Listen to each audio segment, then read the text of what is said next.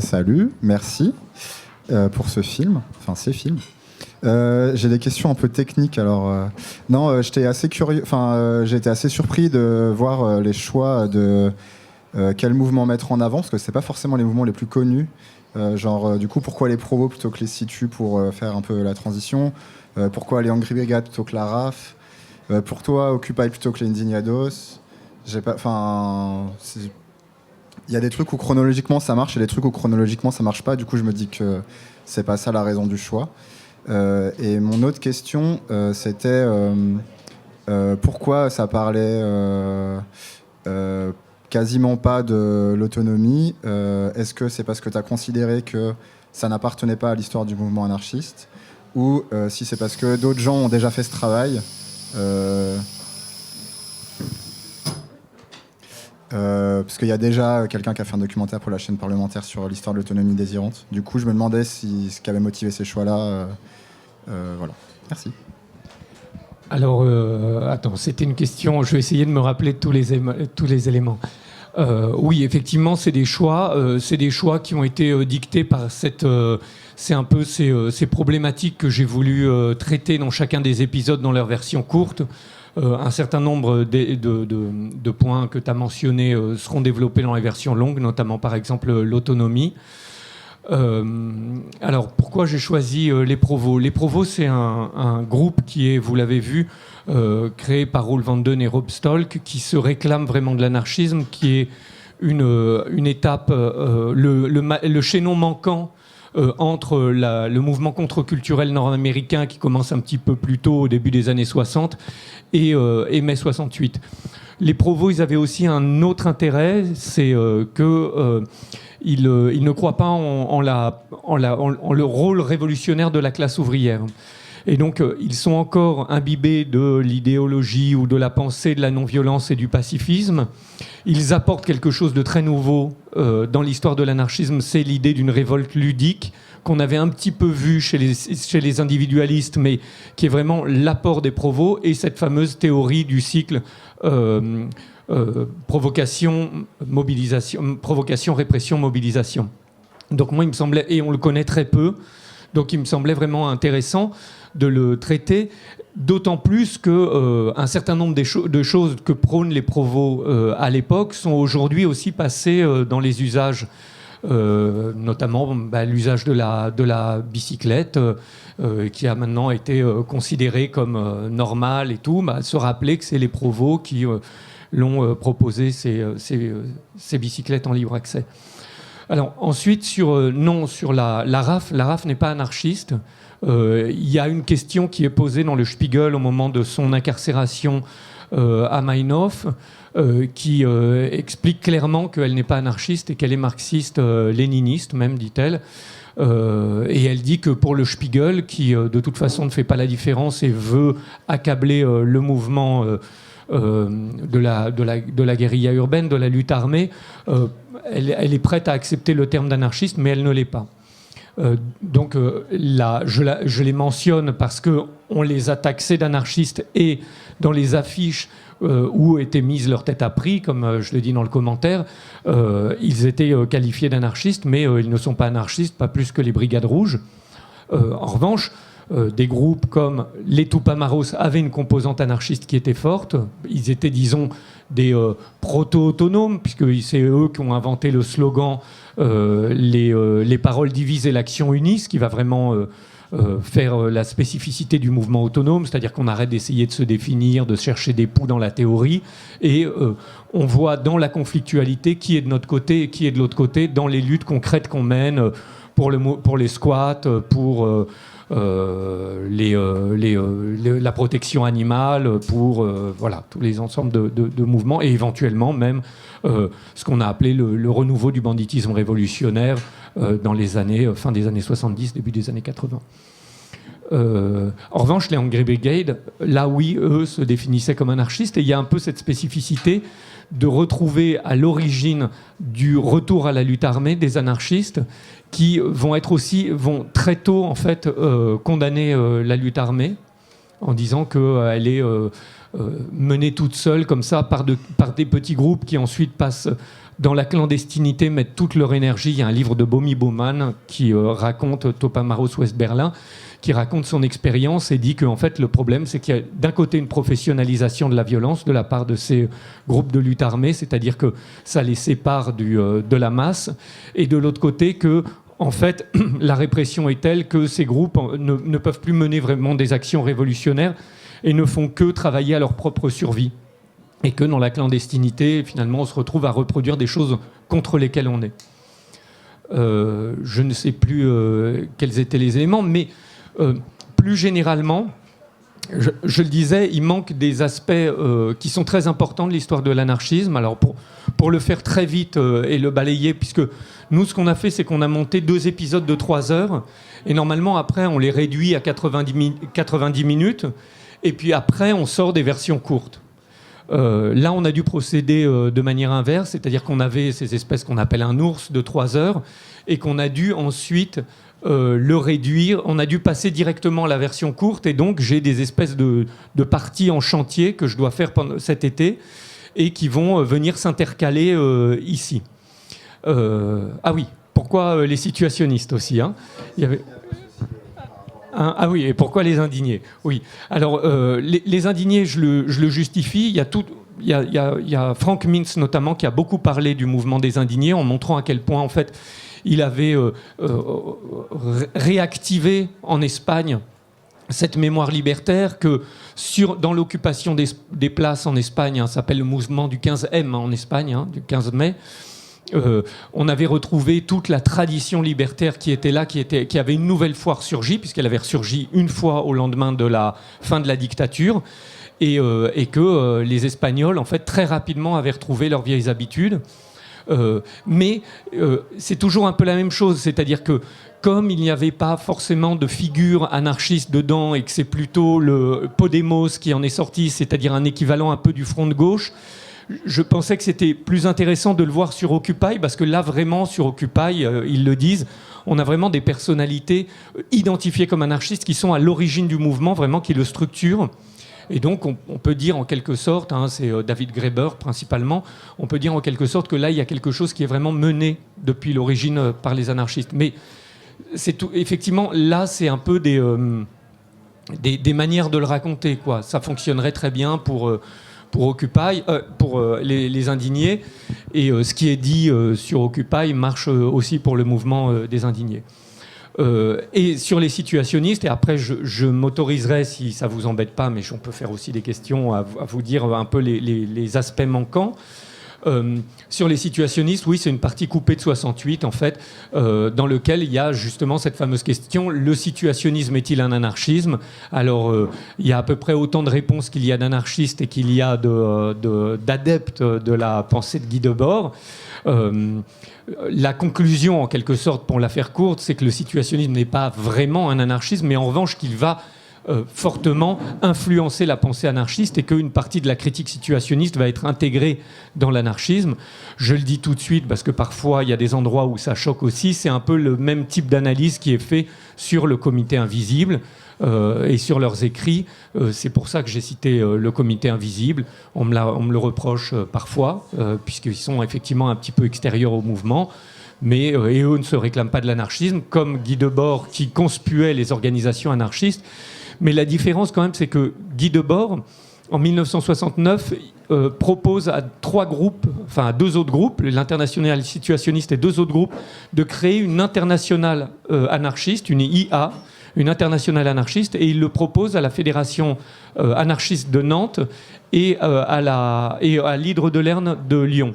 Et donc, il prétend fondre l'internationale situationniste dans une internationale anarchiste. Donc, il connaissait très bien la guerre d'Espagne, les grèves en Asturie. Vous le savez, il avait même produit le disque Pour en finir avec le travail, dans lequel on retrouve des chansons que lui-même a écrites, où il écrit La Java des bons enfants, qui est une chanson à la gloire de Émile Henry, qui avait posé des bombes au XIXe siècle, et dans laquelle il y a la fameuse chanson La Makhnovtchina, qui n'est pas du tout une chanson de la Makhnovtchina, mais qui est une chanson écrite en 1969, si mon souvenir est bon, par le parolier de Julien Clerc, qui s'appelle, son nom m'échappe, personne connaît Hein?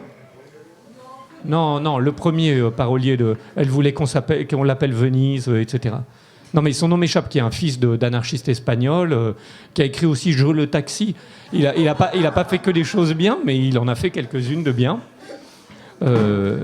Et Alexandra. Voilà. Mais il a aussi écrit La Maknovchina, et bon, beaucoup de chansons qu'on connaît les uns les autres, mais c'est pas possible de pas se souvenir de son nom. Bon, enfin, voilà.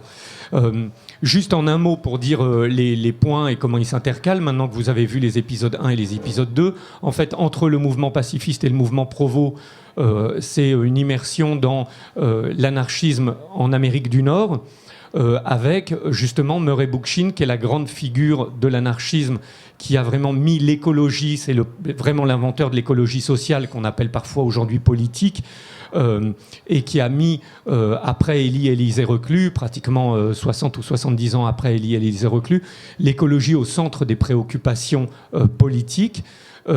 Et derrière lui, en gros, cette espèce de fusion qui va se faire entre un mouvement pacifiste et un mouvement écologiste, très fortement inspiré par l'anarchisme, et qui va connaître son heure de gloire et son moment le plus spectaculaire au moment du Summer of Love, qui est une manifestation culturelle que tout le monde connaît, mais dont on oublie les racines profondément libertaires, puisque c'est mis en groupe par un groupe anarchiste qui s'appelle les Diggers, qui est basé à San Francisco, qui est l'avant-garde, si on voulait s'amuser à utiliser des termes marxistes, consciente du mouvement hippie, et qui appelle à créer, en quelque sorte, à faire un été de l'amour, mais à créer une sorte de commune libre dans le Golden Gate Park, où ils donnent de la nourriture gratuitement, les vêtements peuvent être pris et échangés, les bibliothèques et tout, et créent même un hôpital libre et gratuit.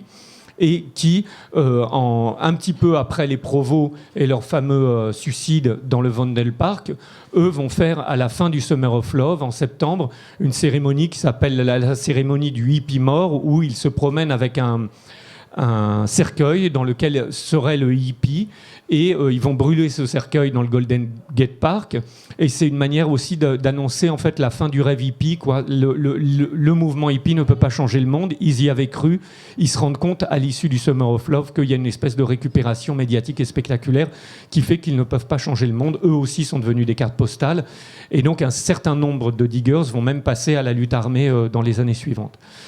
Ça, c'est la partie un petit peu qui s'intercale ici, où on voit aussi toutes des courants qu'on a un peu perdu de vue dans ces épisodes-là, mais qui étaient présents dans le 1 et le 2, les écoles libres qui se sont créées à San Francisco dans cette période, disons des années 60 à aujourd'hui, tout un courant littéraire dont les fameux la Beat Generation, dont pratiquement tous se disaient anarchistes, alors chacun à leur manière, Gary Snyder se disait anarchiste bouddhiste, Ferlinghetti se disait authentiquement anarchiste, Kenneth Redhouse, qui avait créé une librairie libertaire, lui carrément faisait de la propagande. Et donc, voilà. Et puis, il y a une dernière partie dans cet épisode 3, qui s'appelle Un monde libertaire, et qui est consacré en fait à cette espèce d'hégémonie culturelle, si on voulait utiliser là les termes gramsciens, de l'anarchisme au lendemain de 68 et dans les années 70, avec la diffusion, ou disons le triomphe en quelque sorte de deux mouvements qui s'inscrivent dans l'histoire de l'anarchisme, même si leurs expressions parfois ne sont pas menées directement par des anarchistes. C'est le mouvement autogestionnaire, on se rappelle de Lippe, hein, donc l'autogestion c'est vraiment une histoire de l'anarchisme, ça appartient vraiment à l'histoire de l'anarchisme, et le mouvement communautaire de retour à la campagne, qui est quelque chose que prônait Murray Bookchin, qu'on peut retrouver au Larzac, mais qui est vraiment un phénomène international, hein. Le mouvement autogestionnaire, il est très fort par exemple au Portugal, au lendemain de la révolution des œillets, on le retrouve partout, hein, vraiment, et le retour à la nature aussi. Mais déjà, dans cette hégémonie culturelle, eh ben, vont commencer à apparaître les moments de récupération. Le capitalisme est capable d'ingurgiter sa propre critique et de la cracher dans un sens qui est en sa faveur. Et donc, c'est là que vont naître les courants anarcho-capitalistes, qui se disent anarcho-capitalistes au début. Hein, ces trois théoricien qui invente l'anarcho-capitalisme.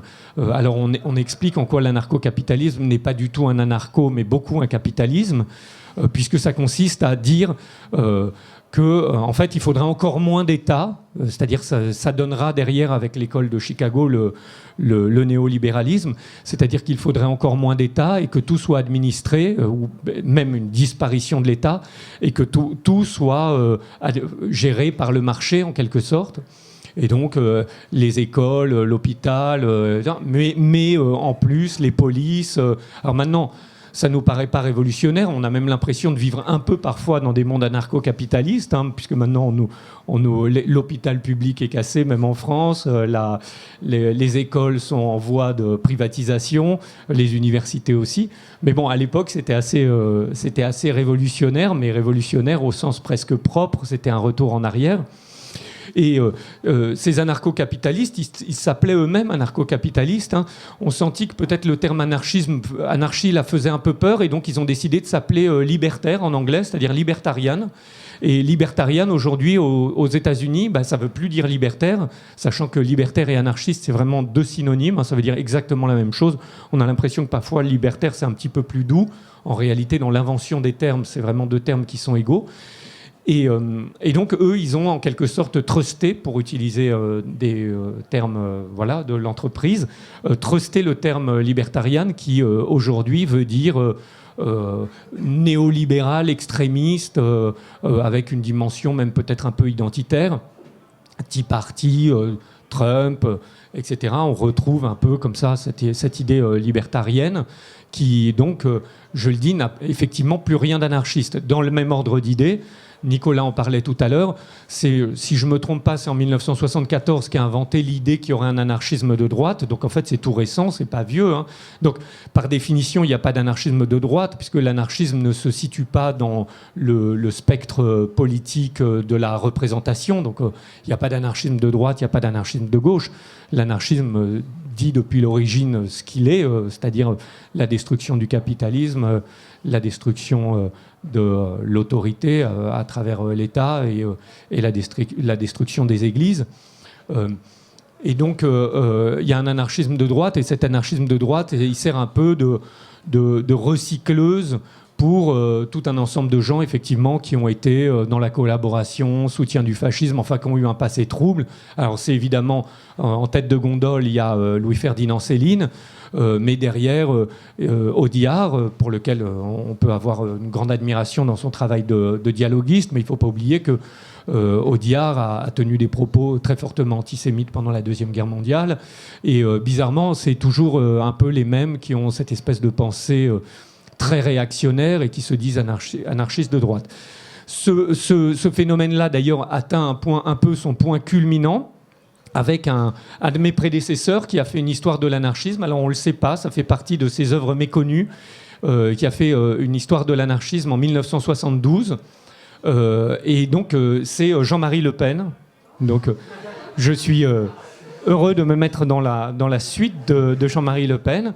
Donc Jean-Marie Le Pen, en revenant d'Algérie, après son expérience de député poujadiste, a repris ses études de droit et a écrit son mémoire de fin d'études sur l'anarchisme en France, avec un peu cette idée que on venait de voir les révoltes de 68, il y avait une peur du rouge, et Jean-Marie Le Pen dit que, dans l'introduction, qu'en France, le danger n'est pas rouge parce que le communisme est plutôt juif et allemand, et que, en fait, ce qui est vraiment français, authentiquement français, puisque c'est Proudhon qui l'a inventé, c'est l'anarchisme, et que le véritable danger, c'est l'anarchisme, et que d'ailleurs, mai 68 était un mouvement, en fait, fondamentalement anarchiste, et que donc il faut s'intéresser à l'anarchisme.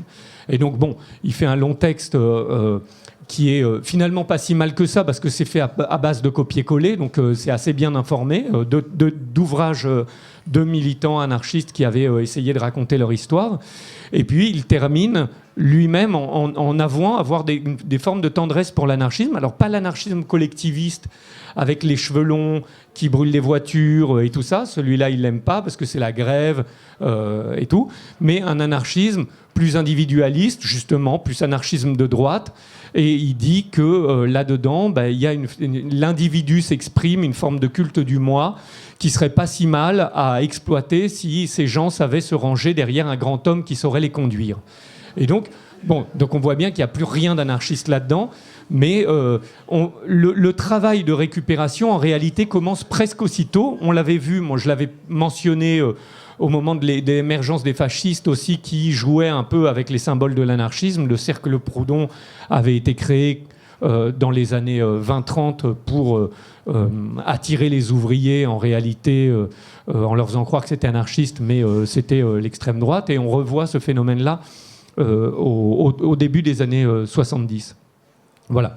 Donc c'est vraiment une partie qui est consacrée à la bataille des idées, avec ces nouveaux fronts ouverts, l'écologie, donc le mouvement pacifiste, l'écologie, les différentes stratégies qui vont avec l'idée de mener la bataille culturelle et de promouvoir ces idées, les limites aussi de cette question de la classe ouvrière, la paysannerie, sont-elles révolutionnaires? Les anarchistes de l'après-guerre, y compris Murray Bookchin, commencent à en désespérer. Et en quelque sorte, mai 68 vient apporter quand même une réponse assez claire au fait que pour qu'il y ait mouvement insurrectionnel, en tout cas, il faut que tout le monde s'y mette. Mais en revanche, que le travail de diffusion des idées a une utilité. Voilà. Et puis, pour ne pas vous embêter, parce que vous en avez vu beaucoup, dans l'épisode 4, il y a 2 parties manquantes. Une qui est criante, qui est la partie sur le punk. Alors ça, c'est exclusivement lié au fait que un certain nombre de groupes punk, et notamment les Sex Pistols, sont signés chez des majors, donc chez Virgin, et que c'est assez cher. Les droits sont très chers même. Donc c'est un peu compliqué, et que dans les moteurs de recherche, les trackers arrivent beaucoup plus facilement à retrouver les musiques que les images.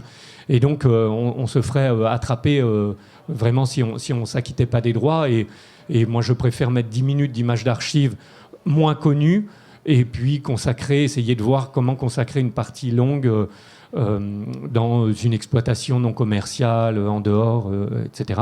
Enfin, le mouvement punk a quelque chose d'intéressant parce qu'il s'agit aussi en quelque sorte de le réhabiliter. Donc les punks, ils ont quelque chose d'intéressant puisqu'ils reviennent, ce sont les premiers à revenir à cette idée que l'anarchisme peut être une expression du désordre et du chaos, mais avec cette pensée presque provo qui consiste à effectivement provoquer, déclencher la répression et grâce à ça mobiliser.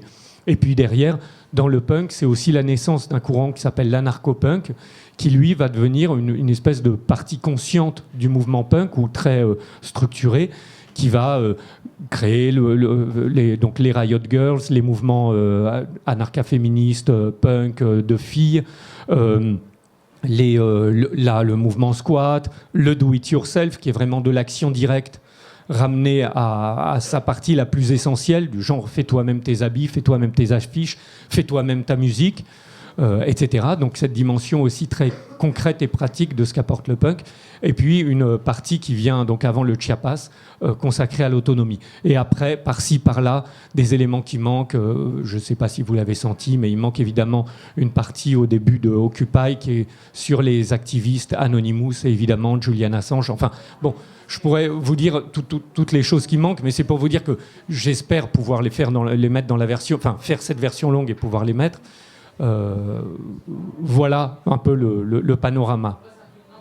Alors, j'ai une question un petit peu compliquée, j'espère que je vais réussir à la poser. Je voulais savoir si, d'après toi, à travers tous les éléments éparses de l'anarchisme que tu as mentionné dans la version courte du film, si on peut dégager une unité de ce que seraient soit les pratiques, soit le corpus idéologique, la doctrine de l'anarchisme, et si oui, laquelle? Et je pose cette question parce qu'il me semble qu'il y a certains mouvements politiques qui mettent en œuvre des pratiques anarchistes, peut-être sans le savoir, et peut-être même en luttant et au cours de la lutte. Et moi, j'ai vécu ça à l'intérieur du mouvement des Gilets jaunes, que tu abordes un petit peu, peut-être que tu en parleras davantage dans la version longue. Le mouvement des Gilets jaunes, c'est un mouvement qui...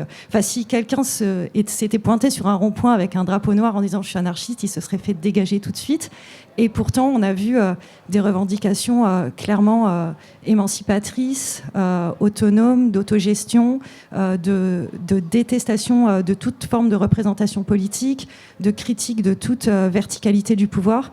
Et en tout cas, moi, c'est en fréquentant le mouvement des Gilets jaunes que je pense que je suis réellement devenue libertaire et anarchiste. Voilà, c'était pour avoir ton avis là-dessus. Alors, je veux dire, d'abord, une chose quand même qui est importante, c'est que, bon, moi j'ai fait les films et je pense que mon avis n'est pas... Enfin, plein de gens peuvent donner leur avis là-dessus. Donc, mon impression, en tout cas, à l'issue de cette histoire de l'anarchisme, c'est que c'est pas une question d'unité, en tout cas, et depuis l'origine, moi, ce qui m'intéressait, c'était pas une question d'unité du mouvement anarchiste ou de la pensée anarchiste, c'est une cohérence de la pensée anarchiste.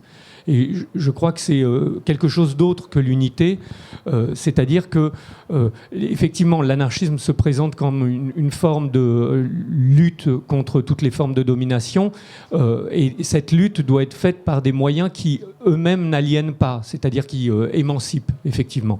Donc, je termine un peu là-dessus en prenant une phrase du Comité Invisible, mais ça n'est pas seulement l'insurrection ni insurrection des consciences, mais c'est aussi la manière de le faire. Hein. Donc l'anarchisme, il y a toujours eu un lien très étroit entre la question politique, la question sociale et la question éthique. Hein. Et là-dedans, il y a une cohérence. En fait, on se rend compte que tous les penseurs s'intègrent là-dedans. En revanche, on va trouver de grandes oppositions entre les anarcho-primitivistes, par exemple. On a vu Théodore Kaczynski, donc Unabomber, que maintenant tout le monde connaît grâce aux différentes séries qui ont été faites, qui est vraiment contre toutes les formes de technologie et pour un retour presque à un état de nature. Il y a aujourd'hui, je le dis pour les collapsologues, c'est John Zerzan qui est un peu le tenant de cette pensée-là. Et puis, il va y avoir des figures de l'anarchisme qui sont au contraire, qui pensent que les nouvelles technologies, les nouveaux outils peuvent permettre de prolonger le combat, de le mener et d'avoir de nouveaux moyens de lutte. Typiquement, Julian Assange, quand il crée Wikileaks, donc Julian Assange est vraiment libertaire, et Wikileaks, c'est vraiment l'idée qu'on va imposer la transparence et que l'Internet est un moyen d'obtenir cette transparence qu'on n'avait pas traditionnellement avec les médias. Voilà, je pourrais en donner 1000 exemples. Libertad, individualiste, figure de l'individualisme du 19e siècle, pensait que le groupe était mauvais, nuisible. Hein, et qu'il fallait essayer de faire sa révolution soi-même. Je rappelle une petite chanson de Brassens qui s'inscrit totalement dans cette tradition d'anarchisme individualiste et d'anarcho-pacifisme, qui est « Quand on est plus de 4, on n'est qu'une bande de cons ». Hein. À l'inverse, il va y avoir des anarchistes qui pensent beaucoup plus qu'il faut créer des mouvements de masse, s'organiser. Alors, ça a été la théorie de Makhno au moment de la plateforme, d'Urruti, etc. Et puis, évidemment, il y en a ce qu'on a appelé les anarchistes synthésistes au moment de la plateforme, qui essayent de faire la synthèse de tout ça, c'est-à-dire, dans ma vie de tous les jours, je dois être un petit peu individualiste dans la mesure où je dois faire ma révolution à ma petite échelle, mais en même temps, sur mon lieu de travail, je suis syndiqué et je prône l'action directe, donc je suis dans le syndicalisme révolutionnaire, et en cas de manifestation émeutière avec un potentiel insurrectionnel, je peux même être anarchiste insurrectionnaliste. Ce qui est intéressant, je trouve, au bout de ces 150 ans, 200 ans d'histoire, c'est que, en fait, l'anarchisme, comme c'est une pensée sans dogme et sans en quelque sorte pape, père, comme ça, eh bien, il y a plein d'idées qui ont été énoncées, plein d'outils qui nous ont été donnés, outils critiques, plein d'expériences qui ont été faites, et que à nous, à chacun, un petit peu de piocher dedans, individuellement, mais aussi d'y réfléchir collectivement. Et enfin, le dernier aspect, là que tu mentionnais sur la question des Gilets jaunes et que les intervenants abordent et évoquent, c'est que, et ça on l'a depuis le début, depuis le mouvement pacifiste, quand Rudkina dit que les anarchistes se sont toujours mis dans les mouvements et ont essayé de les anarchiser, mais les formes d'organisation libertaire, si on les retrouve, elles ne viennent pas d'anarchistes, mais de gens qui, dans la lutte, découvrent que ce sont les meilleurs moyens d'obtenir ce qu'on veut, c'est-à-dire plus d'égalité, plus de liberté et plus de solidarité. Et donc il y a même un petit courant qui s'appelle les anthropologues anarchistes, qui ont même essayé de réfléchir aux organisations libertaires antérieure à l'invention de l'anarchisme. Donc, comment est-ce que fonctionnaient les tribus indiennes d'Amérique du Nord qui avaient des chefs mais qui n'en étaient pas, comment fonctionnait la recherche des fameuses organisations matriarcales pour montrer qu'on pouvait imaginer des sociétés sans patriarcat dominant. Voilà, d'essayer de chercher dans l'histoire ou dans d'autres territoires, dans d'autres organisations, des manières de faire par des gens qui ne se disent évidemment, qui ne se disent évidemment pas anarchistes, qui n'ont pas lu Proudhon, qui ont d'autres cosmogonies, d'autres références, mais qui pourtant ont mis en œuvre des choses qui nous paraîtraient libertaires dans notre façon de le dire. Et donc, tout ça mélangé fait que, oui, effectivement, on voit dans les mouvements, comme en 68, comme dans les Gilets jaunes, s'affirmer des points de vue ou des tactiques ou des objectifs qui sont libertaires, la démocratie directe, donc le refus de la représentation, l'action directe, sans que les gens soient tous des libertaires convaincus. Mais ils le deviennent dans le processus même de la lutte. C'est ce qui t'est arrivé.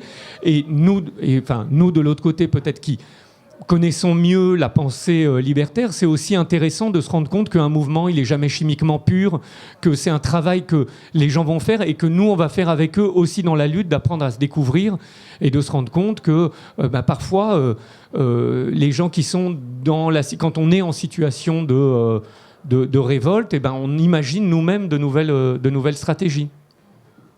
Déjà, merci beaucoup. Moi, je ressors de ce film avec une énergie incroyable. J'étais complètement galvanisé par les images d'archives et tout ça. Et je pense que c'est important de montrer ça, en fait.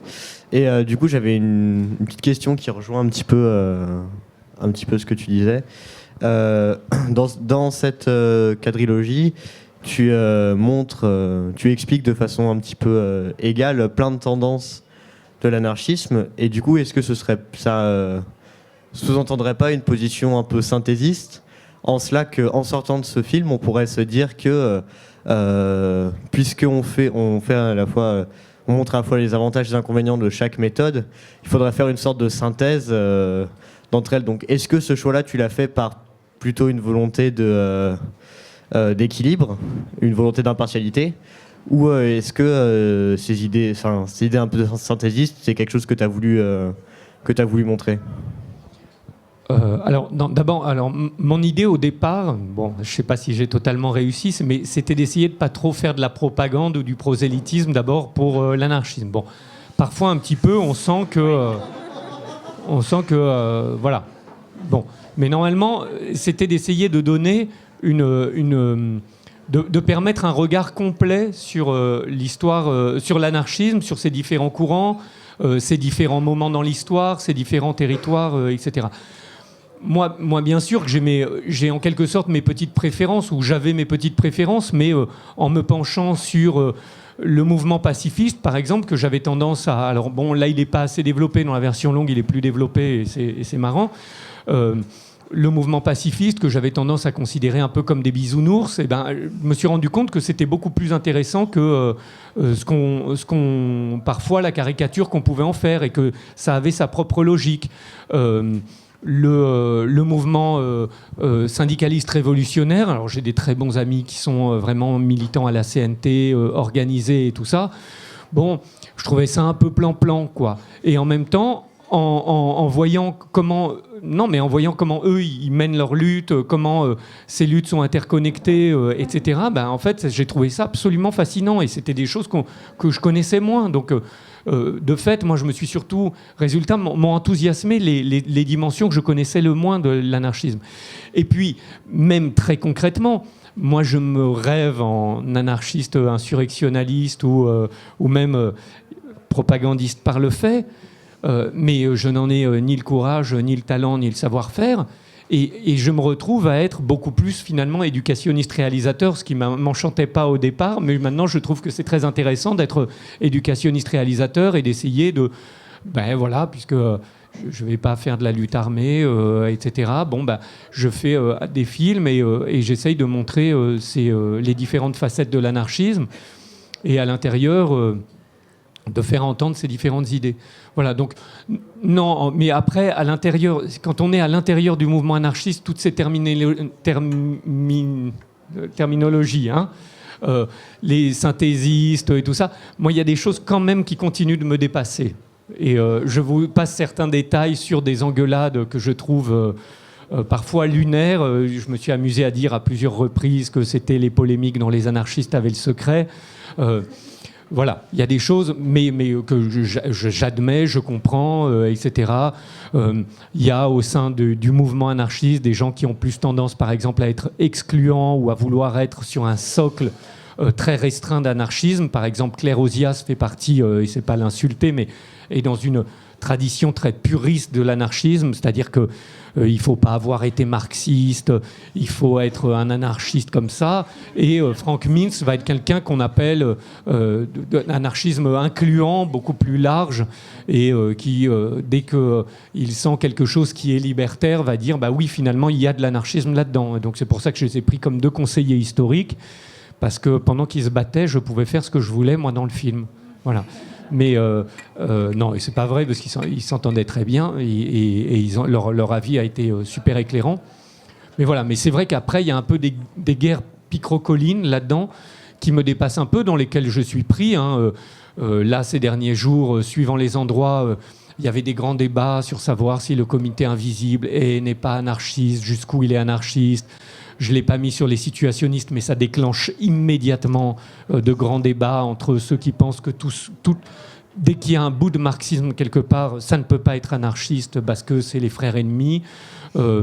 Et puis, voilà, on a fait une présentation dans les Pyrénées avec Jean-Marc Rouillant, donc ancien d'Action Directe, qui, lui, trouve que je n'ai pas assez parlé en bien de la lutte armée et que j'ai parlé de ces rigolos de pacifistes, que quand même, c'est des rigolos et qui ne sont jamais arrivés à rien. Et donc, voilà, effectivement... Mais je trouve que ce qu'apprend aussi l'histoire de l'anarchisme, c'est d'essayer d'avoir le moins de dogmes possible, de laisser aussi chacun faire son chemin, découvrir sa manière de faire et dans la discussion, arriver à essayer d'échafauder des manières de pouvoir lutter ensemble ou mener ensemble tel et tel projet, plutôt que de passer son temps à s'exclure les uns les autres et à se jeter des anathèmes a priori, quoi. Bon. Et Nicolas disait que j'étais communiste libertaire, sinon, tout à l'heure. Il a dit qu'il sentait en moi quelque chose de communiste libertaire. C'était pour moi. Ben, merci, ici. Merci beaucoup. Ouais, encore un documentaire de moins à faire. Et du coup, éventuellement, j'ai 2-3 questions. Ce serait, est-ce qu'il y aura un épisode 0 ? Tu parlais de qu'est-ce qu'il pouvait y avoir d'anarchisme avant Proudhon. Je pense aux Diggers, par exemple. Tu parlais des Diggers américains. C'était eux-mêmes les ancêtres des Diggers anglais qui étaient les zadistes de l'époque pour lutter contre les enclosures. Il y aurait long à en dire en arrière, si on remonte le fil du temps. Parce qu'il y a des épisodes aussi 5 et 6. Est-ce que tu vas poursuivre dans la veine des éducateurs-réalisateurs, où tu vas laisser la caméra au placard ? Alors non, moi a priori je vais m'arrêter après avoir fait les versions longues. En fait, pour 2 raisons, c'est que je leur dis pour que ce soit bien entendu, ça s'appelle pas une histoire de l'anarchisme pour rien. Ce n'est pas l'histoire de l'anarchisme, c'est une histoire de l'anarchisme. C'est pas que moi qui l'ai faite, on est plusieurs à l'avoir fait avec les interviewés, etc. Mais je crois que d'autres auraient peut-être emprunté d'autres chemins, auraient peut-être insisté dans les versions courtes sur l'écologie, aurait peut-être plus raconté des périodes ou des moments dans des territoires que moi je n'ai fait que évoquer. Par exemple, pour donner vraiment des exemples concrets, l'Argentine est une grande terre d'anarchisme, par exemple. Je n'en ai en réalité presque pas parlé et ça me désespère. Mais bon, j'ai jamais réussi à trouver le moyen d'en parler. L'anarchisme japonais est absolument passionnant et je l'ai évoqué, mais j'en ai assez peu parlé. Il y a en ce moment, depuis les années 90, un mouvement libertaire en Afrique, notamment en Afrique du Sud et en Afrique centrale, qui est en train de naître avec l'Awareness League, etc., qui sont vraiment qui permettent de sortir, disons, de la blanchité de l'anarchisme. Il y a un courant de l'anarchisme qui est omis là, que je veux mettre dans la partie longue, qui est ce qu'on a appelé le black anarchisme, qui a été créé par 3 anciens des Black Panthers et de la Black Liberation Army, qui donc au sein de ces organisations-là étaient surtout bercés par des textes guévaristes, voire un peu maoïstes, etc. Et qui, quand ils ont été mis en prison, ont pu accéder et lire à des textes anarchistes, et en fait se sont rendus compte qu'ils étaient anarchistes, et même se sont mis à revoir leurs organisations en se disant mais en fait nos organisations n'étaient ni guévaristes ni maoïstes, mais c'était des modes de fonctionnement qui étaient pour part anarchistes dans ce qu'on faisait, les écoles, les petits déjeuners gratuits pour les enfants. En fait, on n'était pas loin des bourses de travail, de choses comme ça. Et donc on se sont mis à théoriser ce que pourrait être un black anarchisme et son rôle non seulement dans la défense des droits des Noirs, mais plus généralement à l'intérieur du mouvement anarchiste en général, quoi. Voilà, donc c'est des choses moi que j'ai pas eu le temps pas pu, enfin voilà, ou sur lesquelles j'en savais trop peu, personne n'arrivait à m'en parler.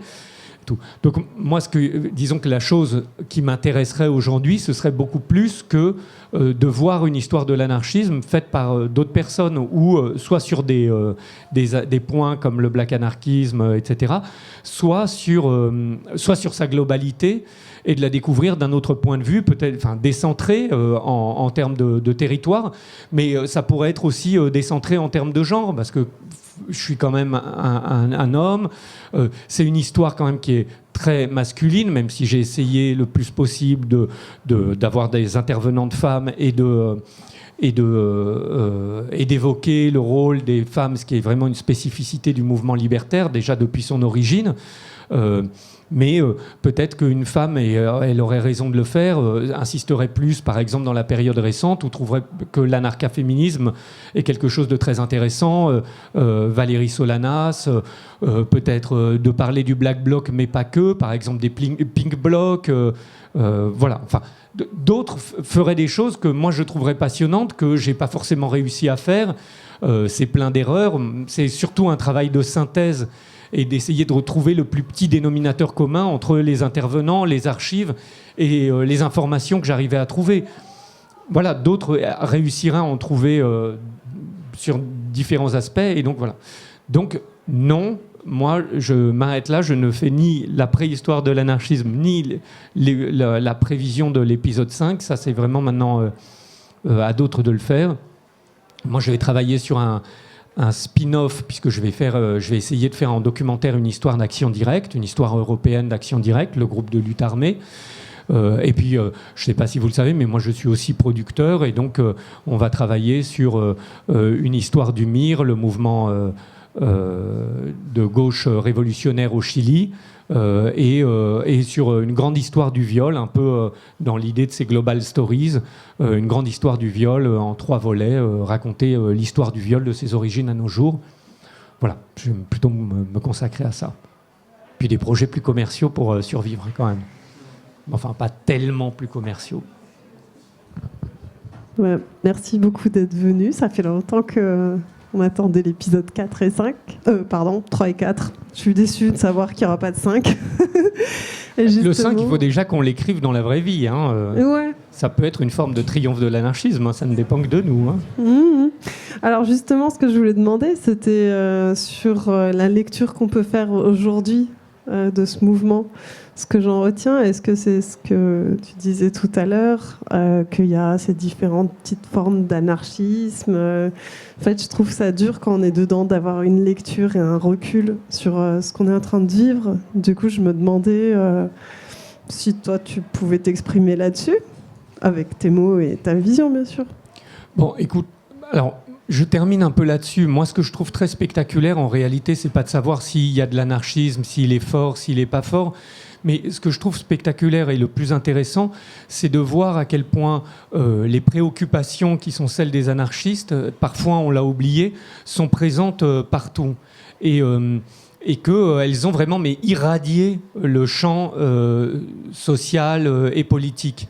De manière très drôle, dans la voiture, avec mon ami François, on écoutait Jean-Luc Mélenchon qui disait que son programme, c'était l'harmonie entre les êtres humains et avec la nature, avec l'idée de faire disparaître toutes les formes de domination. Je disais, mais un anarchiste aurait pu écrire ça. D'ailleurs, sans doute, certains l'ont écrit.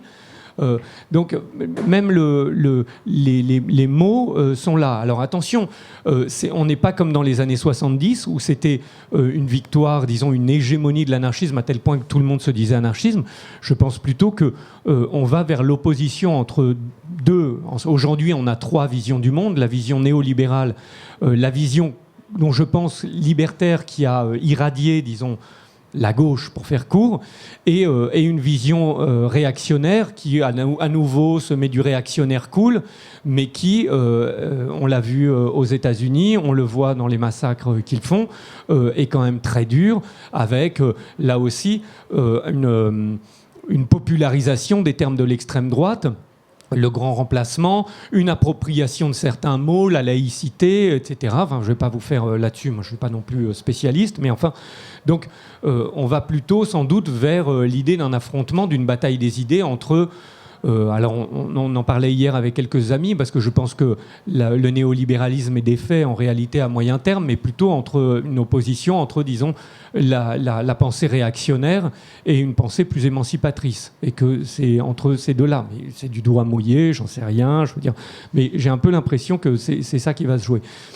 Mais pour revenir, je crois que à ta question, ce qui est intéressant, c'est comment ça s'est diversifié et répandu, que ça a irradié, ça a contagié, je crois que dirait Thomas Ibanez, et on le retrouve dans tout un ensemble de sphères dans lequel il faut savoir que ces pensées-là n'existaient pas. La pensée voir que toutes les minorités puissent s'exprimer, de prendre en compte les différences de genre, de sexe. Et ça, c'est par exemple la victoire des anarchistes individualistes. Hein. C'est eux qui ont, au XIXe siècle, commencé à parler des questions, politiser les questions intimes et essayer de tirer la grande politique vers la reconnaissance de toutes les formes de discrimination et de toutes les formes de domination. Et donc, ça, aujourd'hui, on le voit. Alors, les gens ne se disent pas forcément anarchistes, mais il y a quelque chose là qui est dans la prise en compte des dominations, quelque chose d'anarchiste. Je le redis parce que c'est aussi quelque chose que théorise très bien Murray Bookchin, c'est-à-dire qu'il dit que le marxisme, qui était triomphant jusque dans les années 60, c'était vraiment cette idée qu'il y avait une classe qui en oppressait une autre. Et Murray Bookchin dit qu'il y a une classe qui en oppresse une autre, c'est vrai, mais il y a aussi tout un ensemble d'autres dominations qui sont présents, des hommes sur les femmes, des humains sur les animaux, des humains sur la nature, entre les communautés, entre les races, dit-il, etc. Et on pourrait les multiplier aujourd'hui. On voit ce que c'est. Et à cette époque-là, Murray Bookchin, il est minoritaire. Il faut attendre la victoire de la contre-culture, la victoire idéologique de la contre-culture dans les années 70 pour qu'on commence à parler de ça aux États-Unis. Et en France, ça n'est que maintenant qu'on commence à en parler. Il y a eu un petit peu le mouvement féministe, un petit peu le mouvement gay dans les années 70, puis ça a été remis sous le boisseau et à nouveau, on peut en parler. Ce qu'apporte l'anarchisme par rapport à ça, c'est-à-dire ces luttes qu'on peut appeler sectorielles, affinitaires, comme on voudra les appeler, c'est que un certain nombre de courants politiques peuvent avoir tendance à les minorer, à dire ouais, le plus important c'est l'écologie, parce que l'écologie on risque l'avenir de l'humanité, donc c'est pas grave ton genre, on verra ça après, mais ce qui compte d'abord c'est assurer la survie de l'espèce. Ou les courants plus traditionnels de gauche, c'est d'abord on va permettre aux gens de manger et après on verra s'il y a un problème noir-blanc, etc. Bon, eh ben, les anarchistes, depuis l'origine, ils disent que ces luttes, elles doivent être menées de manière conjointe. On ne doit pas les séparer.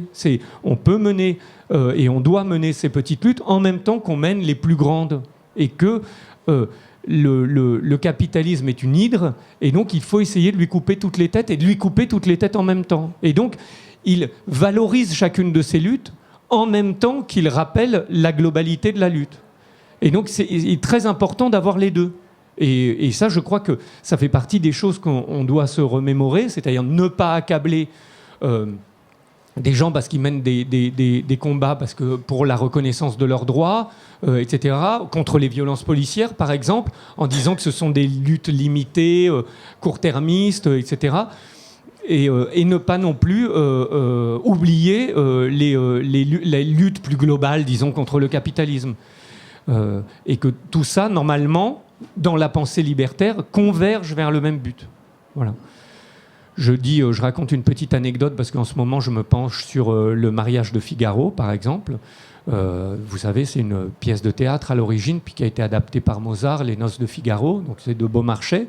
Et on dit que c'est une pièce qui est annonciatrice de la Révolution française, le mariage de Figaro.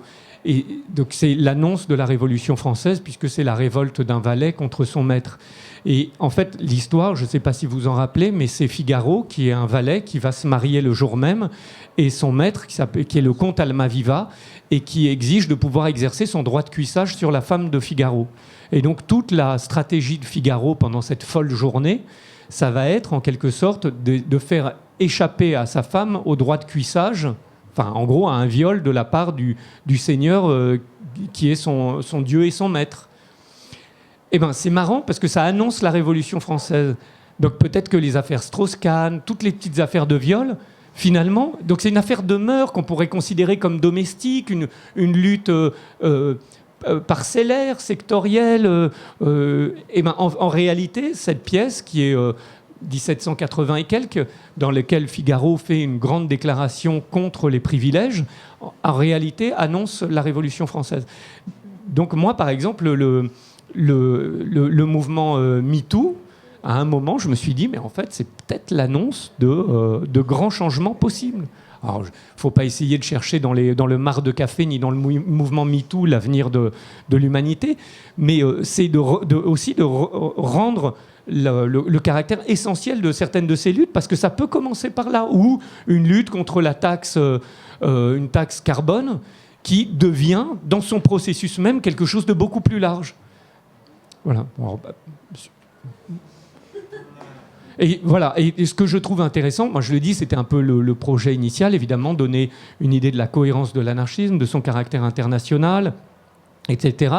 Mais aussi montrer que les anarchistes, ils s'étaient attaqués à tout, ils avaient essayé de tout penser, tous les aspects de l'exploitation, des discriminations, de la domination, et qu'ils essayent de trouver des solutions à tout ça. Et que toutes sont valables. Après, comment on les organise, comment est-ce qu'on met le microcosme avec le macrocosme, etc. Mais que tout ça est lié, quoi. Et que parfois, comme on le voit au Chiapas, c'est pas des révoltes globales, par exemple, d'une population indigène, donc à l'intersection, pour utiliser le terme, à l'intersection de tellement de formes de discrimination et d'exploitation que elle ne peut que réagir d'une manière globale. Sinon, de toute façon, elle continuera de subir les effets des dominations. Alors, sur la collapsologie, quand même, un point que je vais dire, moi, un peu avec ma culture, mais il y a une phrase de Annelise Melchion qui vient d'écrire qui a fait sa thèse sur le cinéma zombie aux États-Unis de 2001 à nos jours. Et elle a cette phrase qui est en fait, Hollywood préfère imaginer la fin du monde que la fin du capitalisme. Hein. Et c'est pas une critique sur la collapsologie. Non, mais c'est pas une critique sur la collapsologie, parce que je n'y connais rien, la collapsologie, tu le sais. Mais parfois, on se terrifie de la fin du monde, alors qu'en fait, il y a quelque chose de bien plus joyeux, bien avant la fin du monde, c'est la fin du capitalisme. Et ça, il n'y a pas à s'en terrifier, c'est vraiment, au contraire, on peut en être très joyeux, très content. Je connaissais la phrase, elle est belle. Alors, très rapidement, les collapsos, c'est aussi un troupeau de chats, au moins autant que les anars. Et donc, parmi les collapsos, il y en a vraiment quelques-uns qui activement prennent position pour dénoncer le rôle du capitalisme dans la faillite écologique qu'on est en train de vivre, à tel point que, par exemple, même ça remonte assez loin, tu vois. le cheval de Troie scientifique de la collapsologie, c'est l'anthropocène, et il y en a qui disent non, il ne faut pas parler d'anthropocène, il faudrait parler de capitalocène pour être juste. Parce que finalement, on va dire essentiellement sur le climat, tout aurait commencé à partir de la révolution industrielle anglaise. Il y en a même qui disent que non, c'est même pas capitalocène, c'est encore pire que ça, ce serait une espèce d'anglocène, enfin bon bref, et du rôle extrêmement toxique sur l'environnement, et sur la destinée de l'humanité du néolibéralisme, enfin du libéralisme et du néolibéralisme. Sur les nouveaux récits, c'est marrant que tu parles de ça parce que on a fait un festival alors il y a plein de collapsos qui font un appel à des nouveaux récits pour mobiliser les gens face aux risques inhérents à cette faillite écologique du monde, et on retrouve d'ailleurs là-dedans exactement les mêmes lignes de fracture que celles que j'ai lues sur tes épisodes 3 et 4 entre le sabotage, voire plus que la tentation du sabotage, voire plus que le sabotage, l'activisme violent et la tentation du pacifisme. Donc voilà, ça se ventile là aussi. Et puis sur les zombies en particulier, on a fait un festival des films qui ont des contenus collapsos, et un des films qu'on a projeté, c'est Le jour a dévoré le monde, si je dis pas de bêtises, ou La nuit a dévoré le monde, et c'est un récit de zombies qui a été fait en France. Et parce qu'il y a derrière ça, exactement comme avec Le transperce-neige, exactement comme avec Princesse Mononoke ou les films de Miyazaki, il y a des récits. En fait, il existe on va dire dans l'imaginaire, pour simplifier, toute une grammaire pré-collapsologique et tout un codage d'imaginaire pré-collapsologique qui sont là pour ça. Tout ça pour dire que je comprends le reproche, puis après on revient à ça. C'est fondamentalement quand on fait alors ça serait ma ligne, et là ça n'engage que moi, c'est pas pour me dédouaner à bon compte des autres, mais c'est juste pour le clarifier.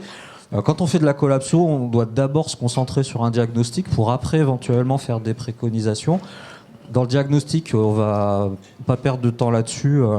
Il y a évidemment un rôle très important, une responsabilité très importante du capitalisme. Il y a autre chose à inventer derrière. Et alors pour le coup, moi, je serais gourmand éventuellement d'épisodes 5 et 6 pour revenir à ce problème du contenu et de la ligne éditoriale des histoires de l'anarchisme que tu proposes. J'aurais été aussi, je suis ravi de ce que j'ai vu, encore une fois, c'est une très belle densité, c'est élégant, c'est érudit. Et je reste, alors je sais pas où je les trouverai, peut-être que tu peux donner des conseils de lecture si on veut faire notre Thinkerview. Mais moi, je serais gourmand de comprendre aujourd'hui où sont les inventions organisationnelles, institutionnelles qui germent chez les anarchistes, puisque c'est manifestement une pensée extrêmement féconde. Tu donnes quelques pistes à la fin de l'épisode 4, et nous, on sait qu'on en a besoin. Pour le coup, dans les choses on sait qu'on va avoir besoin d'inventer d'autres organisations de la société. Alors encore une fois, un super point de convergence avec la pensée anarchiste. Et on est un peu en chien là-dessus. Voilà. Non, là il y a des pensées qui sont à naître ou en germe, mais que moi je ne connais pas encore, parce que les dernières grandes, c'était la TAS d'un côté, le municipalisme libertaire de Murray Bookchin, c'est la théorie un peu de la nébuleuse de Deleuze qui donne à la fois le Black Bloc et les Anonymous, c'est-à-dire qu'on se rassemble de manière éphémère pour mener une action et puis on se sépare. Mais sur l'organisation, ouais, c'est... Le mouvement de la culture libre, le logiciel libre, c'est des choses qui sont dans ton champ de vision historiquement. Pourquoi on n'en a pas entendu parler jusqu'à présent? Oui, alors nous c'est parce qu'on a fait un documentaire sur le logiciel libre qui s'appelle, je ne sais plus comment, La bataille du libre, qu'a fait Philippe Borel, absolument, qu'on a produit, enfin moi que j'ai produit avec mon collègue Jérémy Zelnick. Et donc, je le mentionne dans la version longue quand on parle des activistes et des nouvelles technologies. Mais voilà, ça fait partie des choses sur lesquelles... Parce que pour moi, typiquement, c'est des exemples qui poussent les murs de l'anarchisme. Bien sûr, bien sûr. Parce que, qui nous sortent de la rue ou de l'autonomie dans son coin, qui sont des attaques de la propriété, où il y aurait plein d'autres attaques à faire bien sûr. À différents niveaux. Bien sûr. Et puis sur l'éducation aussi, il y aurait énormément de choses à traiter, justement. Oui. Et Bon. est-ce que tu as une liste de films pour aller plus loin dans ta besace? Il y a quelque chose qui est génial, qui est Stuart Christie. Stuart Christie, il est donc c'est un peu, il était considéré comme le chef des Angry Brigade. Il ne l'était pas, mais il était considéré comme le chef des Angry Brigade. Et c'est un personnage qui a une trajectoire qui est super intéressante. Donc il est britannique. Et à peine a-t-il l'âge adulte qu'il décide de s'engager dans la lutte antifranquiste. Et il va amener des armes et de l'argent à ceux qui font la lutte armée en Espagne. Il se fait arrêter à la frontière. Il risque la peine de mort. Il y a une mobilisation internationale, il est expulsé d'Espagne et il participe à créer les Angry Brigade et il fait partie de ce collectif qui, pendant 3 ans, a terrorisé la Grande-Bretagne. Et puis il est arrêté, il prend 10 ans de prison, ce qui est énorme à l'époque pour le fait d'ailleurs il n'est condamné ni pour avoir envoyé les lettres piégées, ni pour avoir déposé des bombes. Mais il prend 10 ans de prison. Et quand il sort de prison, en fait, il fait partie de ceux qui, comme Bomi Bowman, condamnent la guérilla urbaine en disant que en fait, ça ne mène à rien. Et lui, il ouvre une librairie, il crée une maison d'édition. Et dernièrement, il est mort il y a 2 ans, il avait créé un site internet dans lequel il avait recensé, qui s'appelle stuartchristie.uk, Christie c'est HRISTIE, dans lequel il avait recensé tous les films qui parlent d'anarchisme de près ou de loin. Alors, dedans, il y a des films très très bien. Par exemple, il y a l'épisode 1 et l'épisode 2 de l'histoire de l'anarchisme que j'ai découvert. Alors, j'étais hyper honoré et tout. Mais il y a les films Eros plus Massacre. Donc, pour un certain nombre, il y a des liens. Il y a des films d'archives incroyables de la guerre d'Espagne, d'une réunion de l'internationale anarchiste en 1931 à Madrid, où on voit Rudolf Rocker. Enfin, bon, il y a des tas de choses. Et qu'est-ce que je voulais dire qu'il y avait en particulier? Mais il y a aussi des curiosités. Quand on évoque l'anarchisme dans un film, parfois il le met. Alors, pour mémoire, il y a La vengeance du serpent à plumes avec Coluche, puisque je ne sais pas si vous vous rappelez, mais La vengeance du serpent à plumes raconte l'histoire de Coluche qui essaye d'être dans un appartement d'une femme qui l'aimerait bien, je ne sais plus quoi, se faire ou quelque chose comme ça. Et en fait, il y a un groupe qui s'appelle Bakounine Durruti ou Bakounine Ravachol, qui lui veut poser des bombes et qui habitent en communauté dans ce même appartement, et donc ils doivent cacher à Coluche, qui est un peu un idiot, leur fabrication de bombes, les placards dans lesquels ils ont les armes, etc. Et donc ils n'arrêtent pas d'essayer de lui détourner l'attention. Et voilà. Et donc, voilà. Par exemple, ce type de film y est aussi, puisque c'est une manière amusante de raconter la période de la lutte armée. Et on peut l'applaudir chaleureusement. Merci beaucoup, beaucoup.